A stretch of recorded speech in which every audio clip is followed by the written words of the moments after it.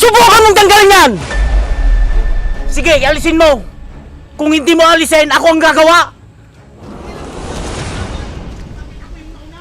Pare, tignan mo, nag-aaway na naman si Masong saka sa Berto.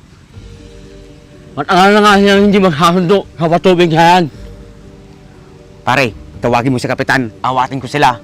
Sige. Sumusobra ka na! Tama na! Hindi mo man lang naisip na masisira ng palay ko? Hindi lang naman ikaw ang pwedeng gumamit dito! Ano? Oo, sige. Mamaya na ako pupunta dyan sa barangay. Hop!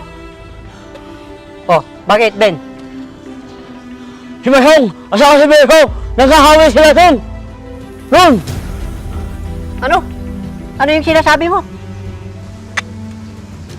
Ang sabi ko, si Masong at saka si Berto, nag-aaway sila noon. Berto?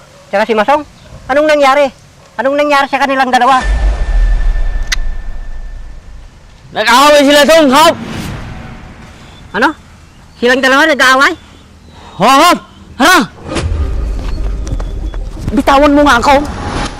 Binintay mo muna sana akong matapos. Hindi ko alam kung nasaan yung isip mo. Alam mong kailangan ko ng patubig sa palay ko. Tapos ngayon, kukunin mo na lang ng biglaan. Nagpaalam ka man lang sana. Alam ko mang nagpapatubig ka din. Libre naman to para sa lahat, ha? Oo nga, para sa lahat. Ang nais ko lang naman, mapatawigan lang naman sana yung palay ko. Andun sila, Hop!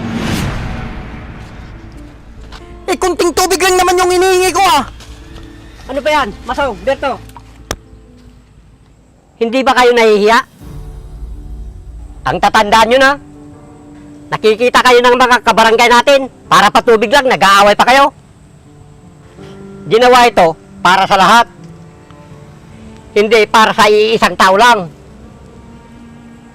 Kung ganyan rin lang kayo, bilang nasasakupan ko, irespeto nyo naman sana ang aking proyekto.